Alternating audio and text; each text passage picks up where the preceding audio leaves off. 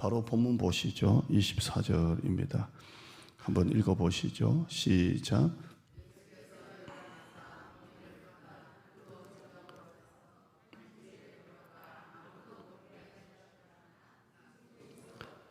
예수님이 두로라는 지방에 가셔서 한 집에 들어가셨습니다. 집에 계시면서 아무도 모르게 계시려고 했지만 워낙 예수님에 대한 소문이 많아서 숨길 수 없습니다. 사람들이 찾아오죠. 큐티 한번 하시죠. 설교는 아니지만 우리 교회 아무도 모르게 하랴. 숨길 수 없더라. 사람들이 계속 찾아오는 교회가 되기를 바랍니다. 두로 지방은 이스라엘이 아닙니다. 이방 지역입니다. 갈릴리 호수로부터 약 60km 떨어진 이 북쪽, 서북쪽에 있습니다. 지중해를 낀 연안 도시입니다. 지금으로 하면 이 두로가 레바논쯤 될 겁니다. 레바논에 해당되는 도시입니다. 그 당시는 바알과 아스다롯 우상을 숭배하고 있었고요. 그들의 신입니다. 이스라엘은 하나님이고 두로는 바알과 아스다롯을 숭배하고 있었습니다. 지중해 연안을 끼고 있고 골짜기가 이렇게 많답니다. 그래서 땅이 비옥하고 지중해 연안 평원이기 때문에 굉장히 잘 살고요. 그 당시 두로가 고대 문명이 아주 발달된 도시입니다. 아주 부유하고 또 고대 문명이 발달되고 지중해 연안을 끼고 있고 비옥한 골짜기와 평원이 참 많다고 합니다. 이 도시에 한 여자가 예수님께 옵니다. 예수님이 이 두로의 한 집에 계시면서 자기를 숨기려 하지만 사람들이 계속 찾아오죠. 이대한 여자가 옵니다. 요즘에는 여자라고 하면 좀 뭐랄까요? 여자를 비하하는 것, 그래서 여성, 여인 이렇게 하는데요. 저는 그냥 성경에 여자라고 기록되어 있으니까 여자라고 할게요. 들으면서 여자라고 한다고 또 시험 들지 않기를 축원합니다. 이 여자가 나왔는데 당연히 유대인이 아니고 이방인이겠죠. 그 지역에 사니까 26절 보시면 그 여자는 헬라인이요 수로보니게 족속이라 가나안인입니다. 이방 여자입니다. 이 여자가 주님께 나옵니다. 예수님이 두로 지방의 한 집에 계셨는데 그걸 어떻게 알고 이 여자가 찾아옵니다.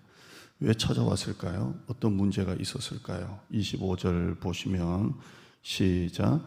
이에 더러운 귀신 들린 어린 딸을 둔 한 여자가 예수의 소문을 듣고 곧 와서 그 발 아래 엎드리니 26절 뒤에 보시면 자기 딸에게서 귀신 쫓아내 주시기를 간구하거늘입니다. 자, 이 여자는 이 도시에 살기 때문에 좀 잘 사는 집이고 또 이렇게 문화적인 수준도 높은 여자라고 추정을 합니다. 경제적인 수준도 높고요. 그러나 이 여자에게는 가슴 아픈 사연이 있습니다. 딸이 더러운 귀신에 들린 겁니다. 저는 지금 30년째 교육자 생활을 하는데 교회 안에 귀신 들린 사람은 단 한 교회 한 분 봤습니다. 한 분.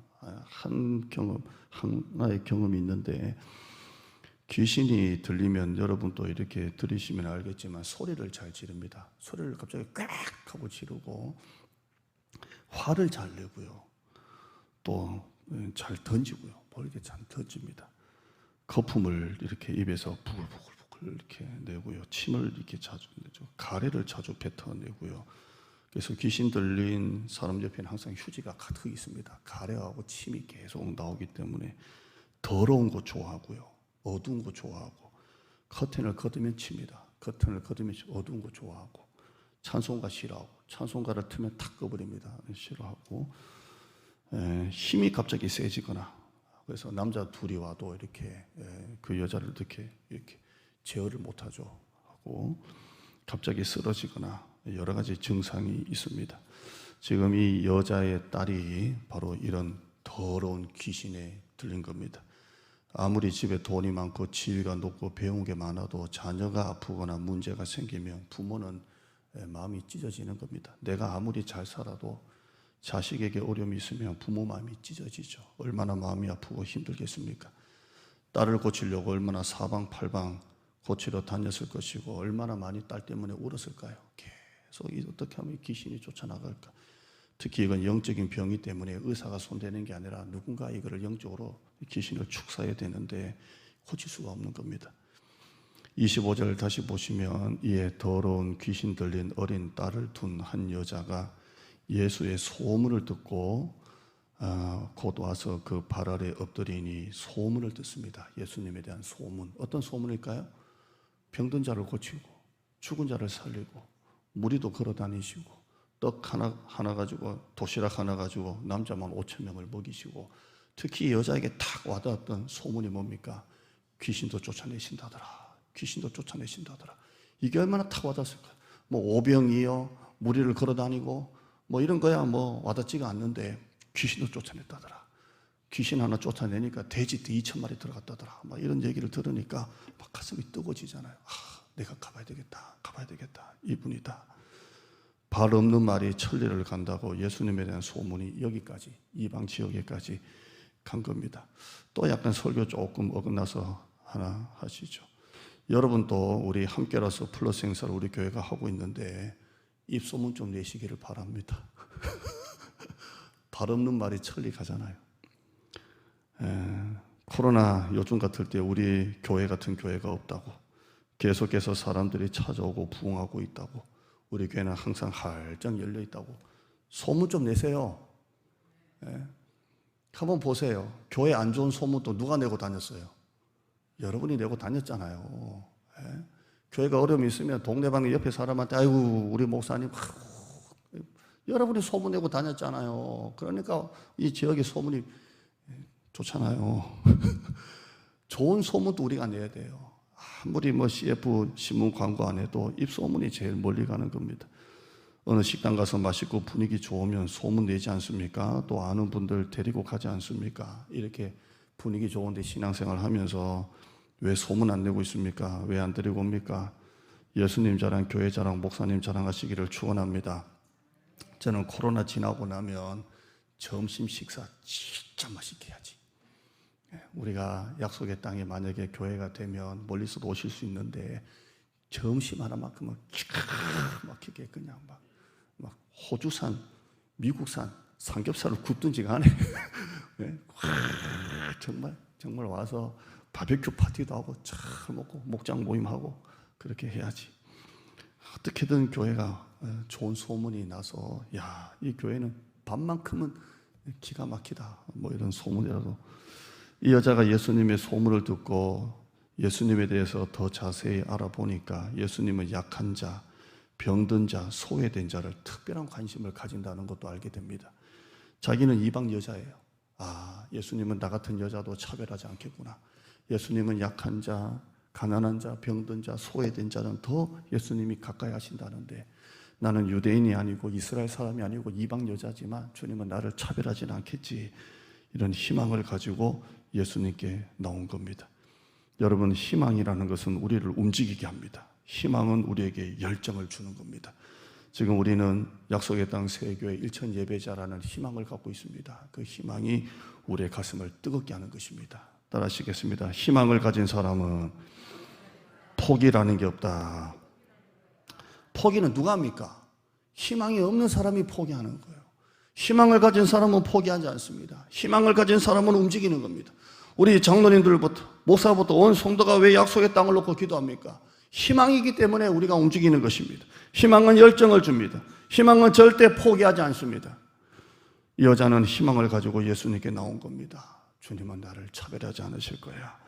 그리고 이 여자가 나와서 어떻게 합니까? 25절 다시 보시면 이에 더러운 귀신 들린 어린 딸을 둔 한 여자가 예수의 소문을 듣고 곧 와서 그 발 아래에 엎드리니 발 아래에 엎드립니다. 여러분 이 모습을 한번 상상해 보세요. 돈 많은 여자입니다. 그런데 우리로 말하면 아주 외제차 타고 와가지고 그 나사렛 촌에서 난 그 예수님이라는 분 앞에 그 발 앞에 다 이렇게 엎드립니다. 얼마나 이 모습이 아름답고 겸손한 태도입니까? 어떤 젊은 사람이 집안에 급하게 막 들어가다가 이 문지방에 머리를 콱 박았어요. 그러니까 옆에 앉았던 노인이 뭐라고 그러냐면 조금만 숙이지 그러더랍니다. 여러분 하나님 앞에 나올 때는 숙여야 돼요. 아멘. 여자는 엎드리는 거예요. 엎드려. 오늘 목사님 설교 어떻게 하나 보자. 지난주는 조금 죽 섰는 것 같은데 이러면 큰일 나는 거예요. 숙입니다. 이때 예수님의 반응이 어떻습니까? 27절 그 사랑 많으신 주님, 인자가 넘치시는 주님. 그러나 27절 말씀에 예수님이 이렇게 말씀합니다. 27절 읽어봅니다. 시작. 배불리 먹게 할지니 자녀의 떡을 취하여 개들에게 던짐이 마땅치 아니하니라. 참 너무 엄청난 말씀을 합니다. 예수께서 이르시되 자녀에게 먼저 배불리 먹게 할지니, 자, 자녀에게 떡을 취하여 자녀의 배를 먼저 먹이는 거야. 이 자녀는 누구를 말합니까? 같은 이스라엘 사람을 말합니다. 그런데 오늘 다시 한번 27절 보시면 자녀로 먼저 배불리 먹게 할지니 자녀에게 줄 떡을 가져다가 개들에게 던지는 게 마땅치 아니하니라 이렇게 말합니다. 개는 누구를 말합니까? 이방인을 말합니다. 그렇다면 자기하고 예수님밖에 없는데 누구를 말하는 겁니까? 자기를 말하는 겁니다. 간절히 예수님, 더러운 귀신 들린 내 딸이 있습니다. 내가 멀리까지 왔습니다. 주님 꼭 좀 고쳐주세요. 하는데 예수님이 딱 노려보시면서, 얼굴이 인자한 얼굴은 아닐 거 아니에요? 막 화가 난 듯이 막 사람을 막 냉담하게 쳐다보시면서 자녀에게 줄 떡을 개에게 주겠느냐 이렇게 합니다. 이 여자에게 얼마나 이 상처가 됩니까? 요즘 같았으면 언어폭력, 인종차별, 여성폄하, 갑질, 별의별 얘기가 다 달렸을 겁니다. 사랑하는 딸이 귀신 들린 것만 또 서러운데 괴 취급당하니 얼마나 자존심이 상할까요? 더군다나 약한 자, 병든 자, 소외된 자를 돌보신다는 주님이 그러시니까 얼마나 서운합니까? 여러분, 목사님하고 상담하는데 목사님이 인자 눈빛하고 있는 게 좋아요? 째려보는 게 좋아요? 째려보는 게 좋다는 분은 병원 좀 가보시길 바랍니다. 인자 눈으로 바라보는 게 낫죠. 아이고, 권사님 이렇게 봐야지. 권사님 이러면 상처받잖아요. 교회 안 나오니까 그러지. 그렇게 새벽에도 평상시 나오지. 그러면 상처받는 거예요. 왜 주님은 이 여자에게 이렇게 심한 말씀을 하셨을까요? 주님은 이 여자가 이 테스트를 감당할 믿음이 있다고 보신 겁니다. 이 여자는 이 믿음을 감당할 믿음이 있다라고 보신 거예요. 화면 한번 보시죠. 고린도전서 10장 13절 말씀요. 시작. 사람이 감당할 시험 밖에는 너희가 당한 것이 없나니 오직 하나님은 미쁘사 너희가 감당하지 못할 시험 당함은 허락하지 아니하시고 시험 당할 즈음에 넘기지 마세요. 여러분 큐티하면 같은 단어를 막 찾아내고 그런 거 하잖아요. 대조도 찾아내고. 그런데 여기는 감당이라는 말이 많이 나옵니다. 시험이라는 말도 많이 나오지만 감당이라는 말이 많이 나와요. 하나님은 우리에게 시험을 주시는데 감당할 시험 주신다는 거. 감당할 만한 시험. 따라하실까요? 감당할 만한 시험만 주신다. 그러니까 내가 감당하지 못할 시험은 안 주신다는 거예요. 감당할 만한 시험 준다는 거예요. 그럼 여러분이 왜 하나님 내가 감당할 수 없는 시험을 주십니까? 라는 말이 맞아요? 틀려요? 여러분에게는 맞아도 하나님 보시기엔 아니라는 거예요. 충분히 감당할 만하니까 하는 거예요. 감당할 만하니까. 제가 우리 큰애 이제 연수를 다 시켰습니다. 이제는 네가 몰고 나가도 된다 했어요. 그럼 제가 왜 네가 몰고 나가도 된다 왜 말합니까? 이제 감당할 만하니까 몰고 나가도 된다. 그런데 우리 큰애는 죽어도 혼자 안 나갑니다. 자기는 감당할 만하다고 생각하지 않는가 봐요. 여러분 우리가 시험 당할 때 하나님 너무 감당하기 어려워요. 너무 커요. 내 믿음에 비해서는 너무 큰 시련이에요 해도 하나님은 여러분이 감당할 것밖에 안 준다. 감당할 것밖에. 감당하지 못할 시험 당함은 허락하지 아니하신다고 말씀하고 있습니다. 보통 사람 같으면 넘어지고 자빠지고 의심하고 낙심할 만한 사람에게는 하나님이 시험도 안 줍니다. 감당할 만한 사람에게 줍니다. 고난이 크면 복도 크다는 거 아셔야 됩니다. 왜 나에게 이런 시험이 옵니까? 그러나 하나님이 더 큰 믿음 주시기 위해서 그렇습니다. 큰 고난에는 큰 믿음이 만들어지고 큰 복이 많은 것입니다. 저도 제 나름대로 처음에 가정에 뭐 경제적으로 어렵고 그런 건 없었지만 제 나름대로 감당하기 어려운 고난을 당한 적이 있습니다. 근데 지나고 보면 큰 고난에는 하나님이 큰 믿음을 주시고 큰 믿음이 지나면 큰 복도 주시더라고요. 그래서 제가 지금 관악 동북에 담임 목사로 있는 거예요.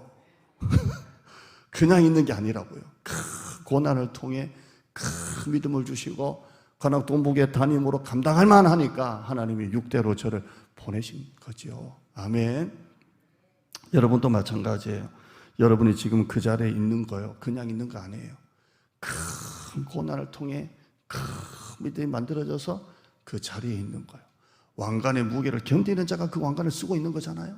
여러분이 큰 믿음이 되니까 큰 복을 받는 것입니다. 고난이 크면 복도 크다는 것을 아시기를 축원합니다. 목회자가 성도를 훈련하고 양육하고 일을 맡길 때 감당하지 못할 사람에게는 맡기지 않습니다. 제가 여러분 누군가에게 권사님 좀 하세요, 집사님 좀 하세요 라고 하면 이건 내가 감당할 만하니까 목사님이 나를 시키는 거야 라고 믿으면 됩니다. 목사님 자격이 없어요. 목사님 저는 안직 안 돼요. 내년에는 딴 사람 좀 해주세요. 저 권사님 좀 추천도 하고 막 그러지 마시기를 바랍니다. 감당할 만한 사람에게 맡기는 거. 감당할 만한 사람에게. 이분은 해도 충분히 감당할 만하다니까 맡기는 거예요. 나를 충성되이 여기사 나에게 직분을 주신 것입니다. 아멘. 감당할 만한 사람에게는 목사가 조금 세게 말하기도 합니다. 시험들 말하기도 하죠. 왜? 감당할 만하니까.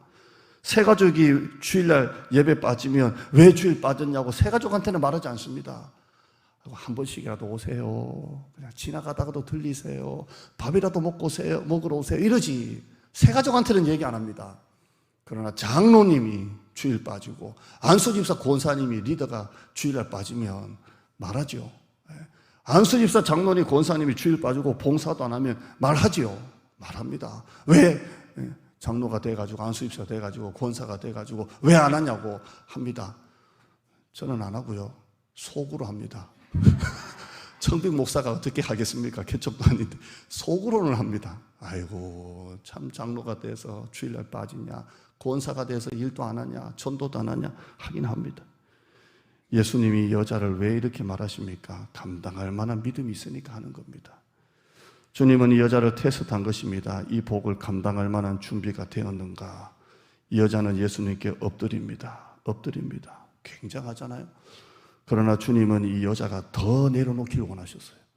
지금 예수님의 발 아래 엎드렸지만 예수님은 이 여자가 더 내려놓기를 원하셨습니다. 두로에 산다는 이 특권의식, 두로 시민이라는, 우리로 말하면 강남 한복판에 산다는 이 특권의식, 자존심을 다 내려놓기를 원하셨습니다. 내가 어디 좋은 대학 나왔다 다 내려놓기를 원하셨습니다. 몸만 바닥에 엎드린 게 아니라 진짜 이 여자가 바닥까지 내려가기를 원하셨습니다. 두로에서 그동안 믿었던 바알 아스다로 그 우상에서 완전히 돌아서기를 예수님은 원하신 것입니다. 이 딸 고쳐주면 너 우상에서 떠나야 돼. 바알과 아스다로 떠나야 돼. 너는 완전히 바닥까지 낮춰줘야 돼. 여러분이 예수님의 은혜를 진짜 체험하려면 바닥까지 내려가야 됩니다. 바닥까지. 저도 목회하면서 별의별 소리 한번 들어본 적도 있습니다. 와, 어떻게 사람이 사람에게 이런 말까지 할 수 있냐? 그런 말도 들은 적이 있습니다. 남들은 가자마자 교회 경상도 목사가 전라도 가서 건축하고 어떻게 교회 자산 그렇게 늘리고 어떻게 그래 부흥했냐 하지만 저는 차마 들을 수 없는 인간적으로 완전히 바닥까지 내려가는 소리까지 저는 들어봤습니다. 이렇게 사람이 바닥까지 내려가는구나. 바닥까지 내려가서 내 속에 의와 자존심이 다 부서질 때 하나님이 역사하시는 거예요. 그때 은혜가 임하는 거예요. 내가 완전히 깨질 때 하나님의 은혜가 임하는 것입니다. 저는 운전면허를 지금부터 30년 전에 91년도에 땄습니다. 91년도에 대학교 2학년 때인가 그렇습니다. 근데 그때만 해도 운전학원 강사들이 말을 막 함부로 했습니다. 막 함부로 하고 태도도 막 함부로 하고 그랬어요.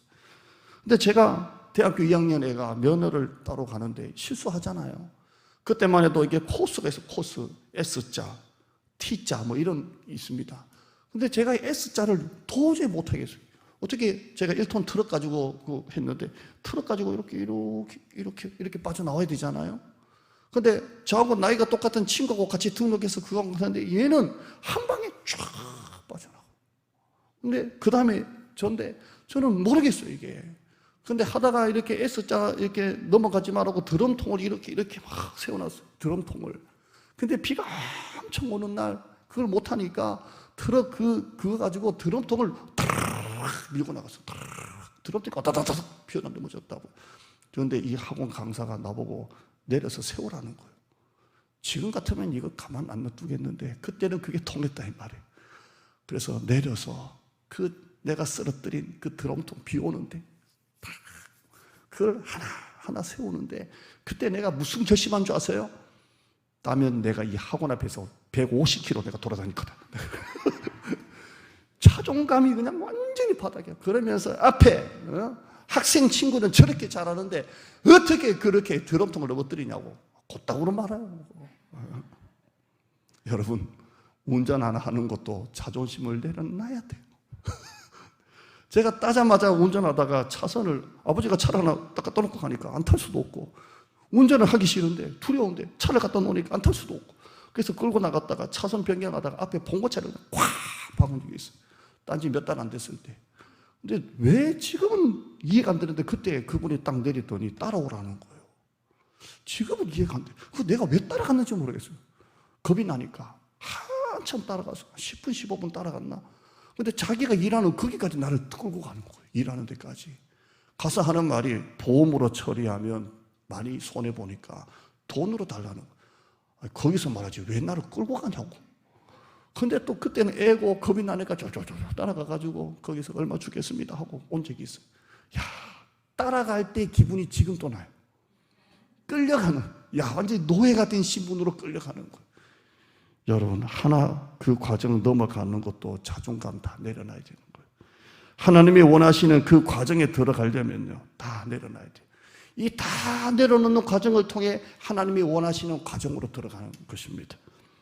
예수님의 은혜를 받는 것을 너무 쉽게 생각하면 안 돼요. 너무 당연하게 생각하면 안 돼요. 내가 얼마나 비천한 죄인인데, 내가 얼마나 자격 없는 자인데 왜 하나님은 나에게 이런 큰 은혜를 주셨는가, 이걸 항상 기억해야 합니다. 따라합시다. 하나님의 은혜를 당연하게 생각하지 말자. 너무나 나 같은 이 비천한 자를 하나님이 특별히 사랑하셨구나. 지난 주일 낮 예배 때 여러분에게 이런 설교했습니다. 화면 한번 보실까요? 제목, 지난 감사를 지금 감사로 합시다. 지난 감사가 지금 감사의 현저가 됩시다. 하나님께서 그동안 나에게 베푸셨던 은혜를 기억해냅시다. 여러분에게 설교했습니다. 홍해바다 한 번 갈라졌고 여리고성 한 번 무너졌고 했지만 그 단 한 번의 기적을 평생 기억하는 것입니다. 지난 설교 중에 여러분에게 숙제를 하나 냈죠. 감사거리 50개를 여러분이 생각해서 다음 주에 오시라 이렇게 말씀을 드렸습니다. 여러분 50개 찾아내셨습니까? 목사님 말씀 듣고 50개를 내가 한번 써봐야지 해보셨습니까? 저는 500개가 아니라 700개를 찾아냈습니다. 제가 금요 기도에 올라와서 여러분에게 얘기했죠. 감사가 700개, 그것도 억지로 스톱했습니다. 더 이상 하면 안 되겠다. 그래서 700개에서 딱 스톱했습니다. 어마어마합니다. 교회를 향한 감사 500개로 딱 끊었습니다. 도저히 안 되겠다. 가정을 향한 감사 200개로 딱 끊었습니다. 도저히 안 되겠다. 여러분 50개 찾아내셨어요? 못 내셨어요? 눈 보니까 좀 아닌 것 같아요. 네. 제가 말씀드릴까요? 교회를 향한 감사, 와, 넘쳐요, 넘쳐요. 장로님 감사, 안수 집사님 감사, 권사님 감사, 청년부 감사, 또 유초등부 감사, 중고등부 감사, 우리 목장 리더 감사, 성교회 임원 감사, 뭐 이런 감사 차리가 수도 없어. 근데 여기서 해보니까 또 이게 좀 아닌 것 같아요. 그래서 장로님 중에 또 찾아보자. 이황영 장로님 감사, 야, 자, 최강근 장로님 감사, 야, 김선현 장로님 감사, 이 끝도 없어요. 야, 안 되겠다. 안수 집사님 한번 찾아보자. 안수 집사님, 서찬 집사님 감사. 야, 이러니까 끝도 없어요. 아닌 것 같죠? 진짜요. 와, 감사. 우리 청년들이 지금 전도를 안 해서 그렇지 등수로는 2등입니다. 전도 한 병 안 하고 했는데 어떻게 2등이나 됩니까? 2등이나. 지난번에 우리 오 목사님 전화하라 그래서 왔던 그 형제는 주일학교로 20점이 넘어가 버렸어요. 그 주일학교에서 우리 목사님이 열심히 했기 때문에. 청년부는 그래도 2등이에요. 왜 2등인 줄 아십니까? 이런 말하면 좀 쪽수로 밀어붙이고, 쪽수로. 우리 교회 난예배 숫자의 4분의 1, 5분의 1이 청년부예요. 와, 이것도 감사하지 않습니까? 야, 다음 세대 청년들이 이렇게 많냐? 이거 감사해요. 여러분, 이렇게 감사를 찾아내니까 너무 감사한 거예요. 오늘 오니까 꽃이 너무 감사하고, 어제 사모가 그러더라고요. 여보, 내일은 비가 안 왔으면 좋겠어. 오시는 분들, 우리 어르신들 너무 힘들 것 같아. 제가 뭐란 줄 아세요? 장만대 비가 안 오겠냐?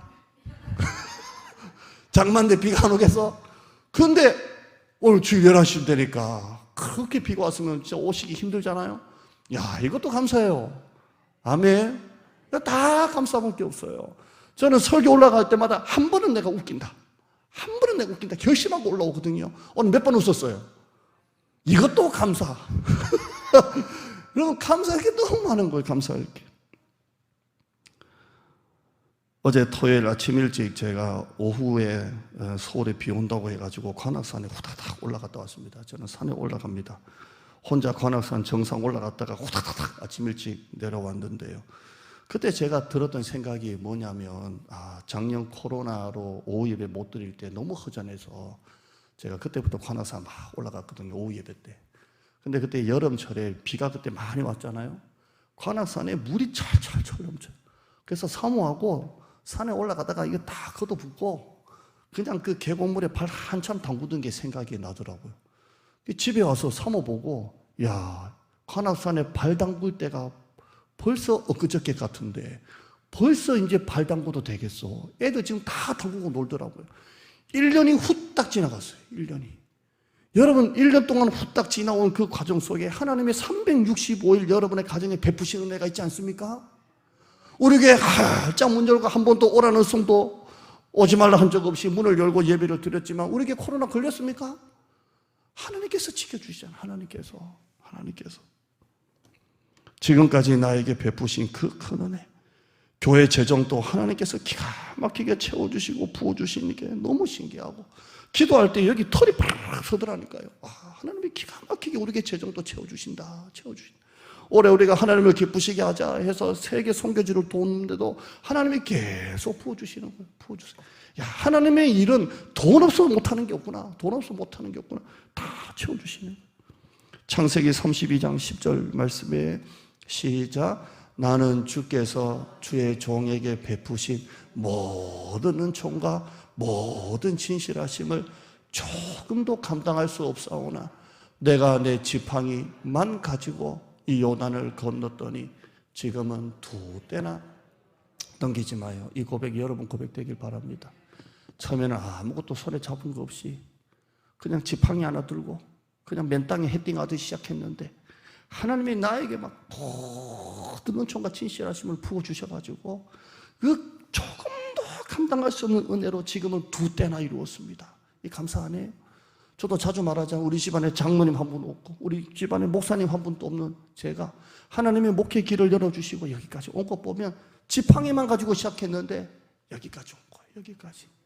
여러분 삶에도 있지 않습니까? 회사 맨바닥에 시작했는데 지팡이만 가지고 시작했는데 지금은 2때나 이렇습니다. 2때나. 여러분의 가정 하나님의 그 은혜로 여러분이 지금 여기까지 온 겁니다. 조금도 감당할 수 없는 그 큰 은혜.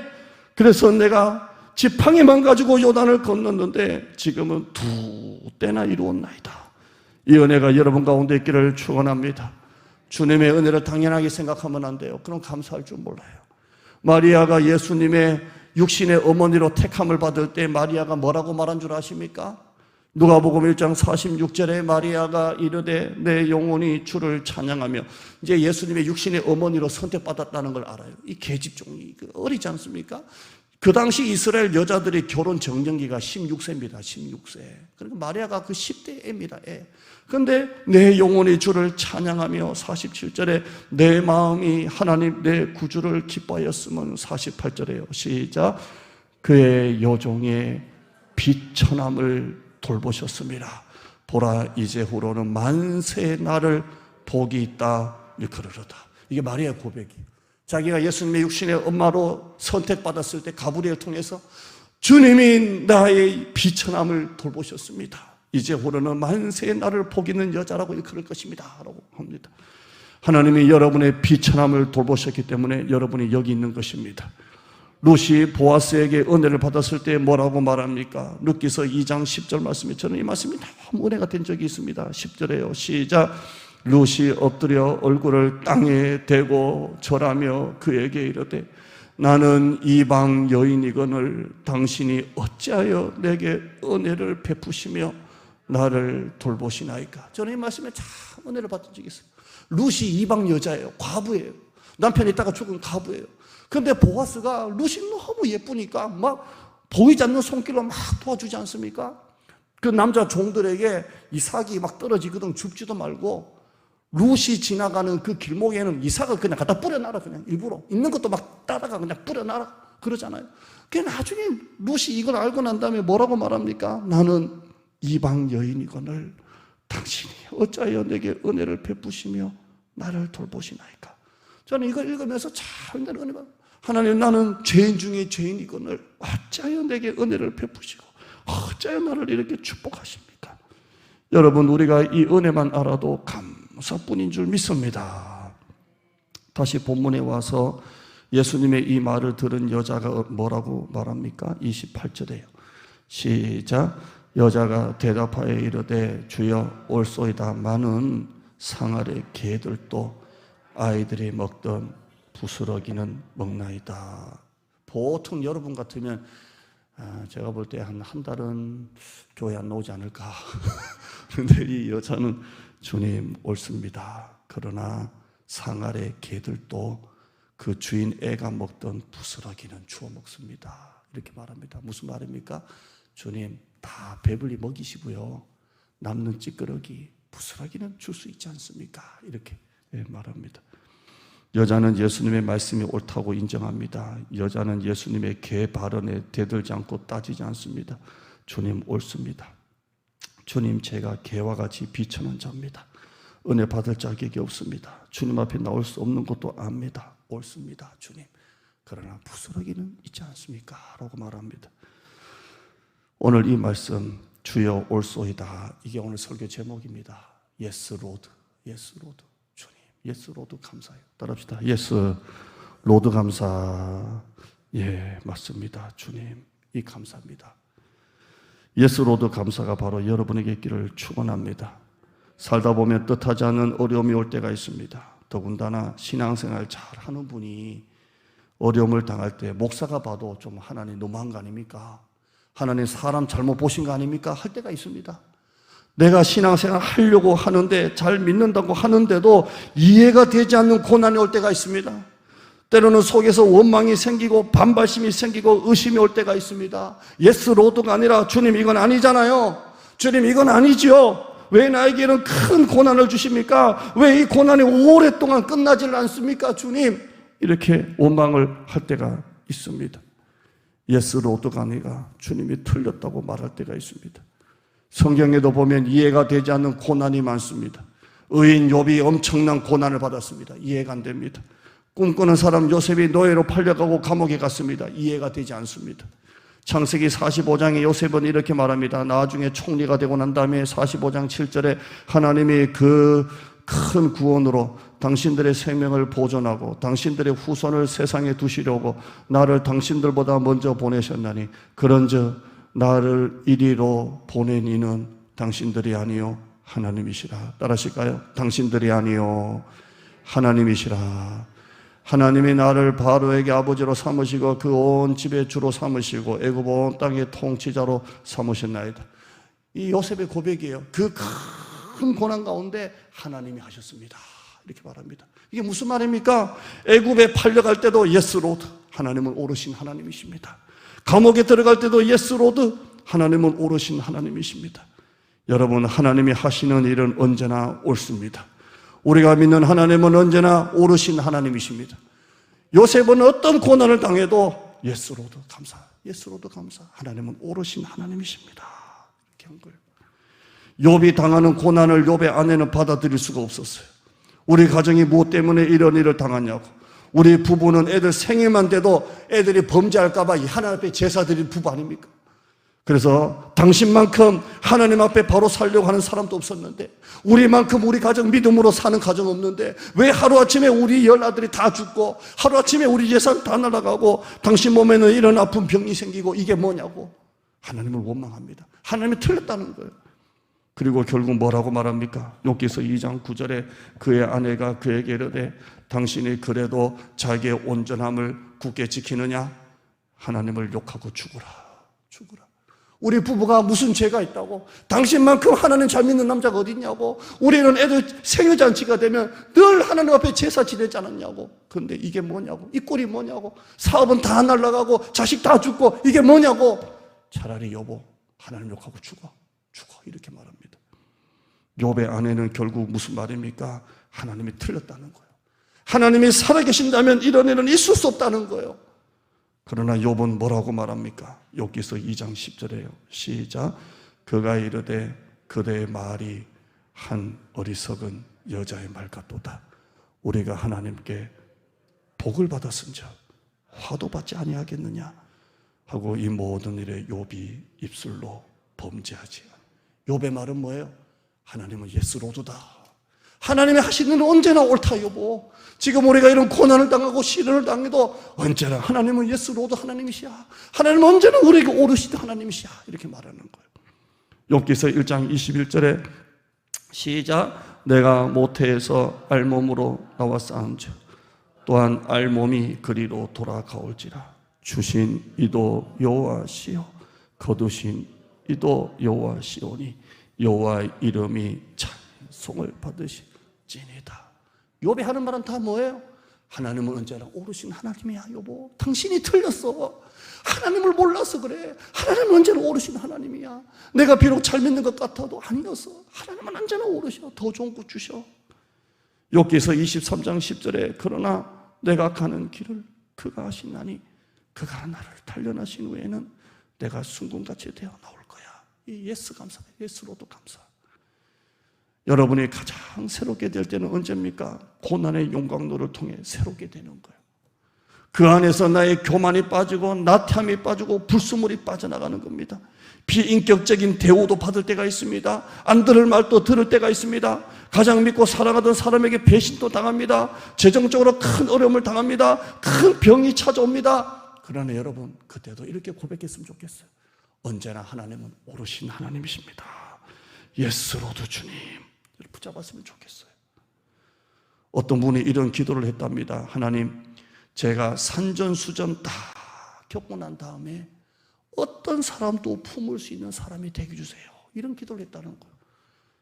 저는 이 기도 들으면서 어떻게 이런 기도를 하냐. 내가 수많은 산전수전 고난을 다 겪고 난 다음에 어떤 사람도 품을 수 있는 사람이 되게 해달라고 기도하는 거예요. 우리는 산전수전이란 말을 좋아하지 않습니다. 그 안에 얼마나 고생과 고난과 비참함이 있는지 우리는 알기 때문입니다. 그러나 여러분, 우리 안에 산전수전이 없으면 사람은 쉽게 교만해집니다. 그리고 쓸모없는 인생이 됩니다. 믿음으로 보면 형통이 약이 아니라 고난이 약인 것입니다. 고난이 약이에요. 하나님이 여러분에게 고난을 줄 때 여러분이 이렇게 고백했으면 좋겠어요. 예스로도 주님, 주님이 오르십니다. 다시 본문에 와서 이 여자가 어떤 결과를 얻게 됩니까? 다시 한번 본문 보실까요? 마가복음 7장 29절입니다. 29절 30절 읽어보시죠. 시작. 이르시되 이 말을 하였으니 돌아가라. 귀신이 네 딸에게서 나갔느니라 하시매. 30절요. 여자가 집에 돌아가 본즉 아이가 침상에 누웠고 귀신이 나갔더라. 예수님이 이 여자의 말을 듣고 주여 옳습니다. 언제나 주님은 오르신 주님입니다. 그 고백을 듣고 주님이 말합니다. 이 말을 듣고 돌아가라. 네 딸이 귀신에서 나았을 거야. 집에 가봐. 가보니까 왜? 집에 가보니까 아이가 침상에 가서 누워있는 거 편안하게 누워있고 귀신이 떠나간 거예요. 더 이상 거품이 나오지 않고 더 이상 가래가 나오지 않고 더 이상 소리 지르지 않고 더 이상 쓰러지지 않고 편안하게 누워 있습니다. 예수님이 직접 손 댄 것도 아닌데도 딸이 집에서 다 고침을 받은 것입니다. 같은 사건이 마태복음에 있습니다. 마태복음 15장 28절에 이에 예수께서 대답하여 이르시되 여자여 네 믿음이 크구나 네 소원대로 되리라 하시니 그때로부터 그의 딸이 나으니라 했습니다. 여러분 2021년도 지난 주일 설교가 지금 감사가 지난 감사가 지금 감사가 되자 이게 설교였다면 오늘 주일 2021도 감사는 예스로도 감사가 되기를 축원합니다. 인생 살면서 수로보내게 여인처럼 힘든 문제를 많이 만납니다. 거기다가 주님께서 나를 외면하신 같은 마음이 들 때가 있습니다. 그러나 하나님의 사랑을 의심하지 마세요. 절대 의심하지 마세요. 하나님은 살아계십니다. 하나님 우리를 사랑하십니다. 이해할 수 없는 고난, 끝나지 않는 고난이라도 받아들이세요. 예수로도 주님은 언제나 오르신 주님이십니다. 내 평생 살 동안 이 하나님의 은혜를 기억하는 여러분 되시기를 축원합니다.